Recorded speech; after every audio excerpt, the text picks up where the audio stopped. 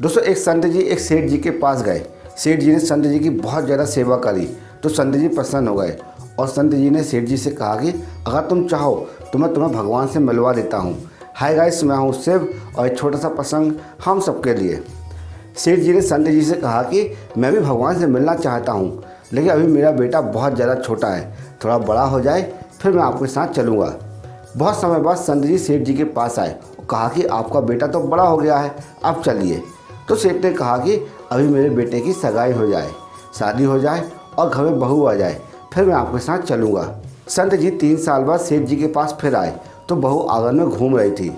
तो संत जी ने सेठ जी से बोला कि अब चलें।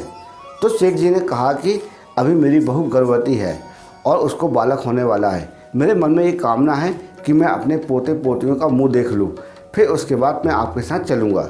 संत जी 2 साल बाद फिर आए, जब तक सेठ की मृत्यु हो चुकी थी। तो संत जी ने ध्यान ला के देखा तो सेठ जी अपने ही घर में बैल बन के सामान धो रहे हैं। संत जी उस बैल के पास गए और कान में बोला कि अब तो चलो भगवान से मिलने।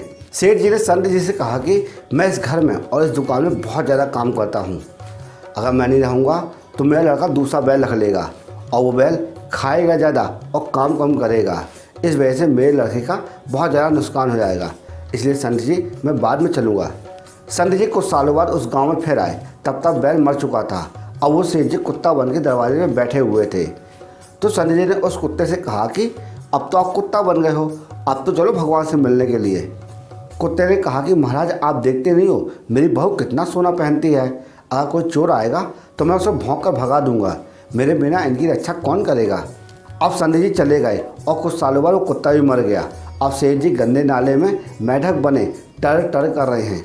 अब संत जी कुछ सालों बाद फिर से उस गांव में प्रवचन देने के लिए आए। तो संत जी ने ध्यान ला के देखा तो सेठ जी मेढक बने गंदे नाले में बैठे हैं और टर टर कर रहे हैं।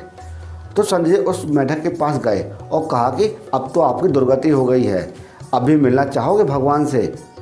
अब मेढक गुस्से में आ गया और कहा कि मैं यहाँ पर बैठ के अपने नाती पोतों को देखकर प्रसन्न होता हूँ और मैं ही मिला हूँ दुनिया में आपको भगवान से मिलाने के लिए, आप किसी और को ले जाओ और मुझे माफ़ करो।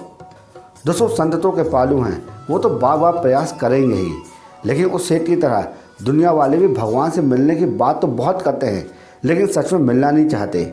दोस्तों आपको ये वीडियो कैसा लगा हमें कमेंट बॉक्स में ज़रूर बताना और ये बताना कि आपको इस प्रसंग से क्या शिक्षा मिलती है। अगर ये कंटेंट अच्छा लगा हो तो आप इसी वक्त हमारे इस वीडियो को लाइक कर देना, क्योंकि हम आपके लिए इसी तरह यूज़फुल कंटेंट प्रतिदिन बनाते रहते हैं। जय श्री राम।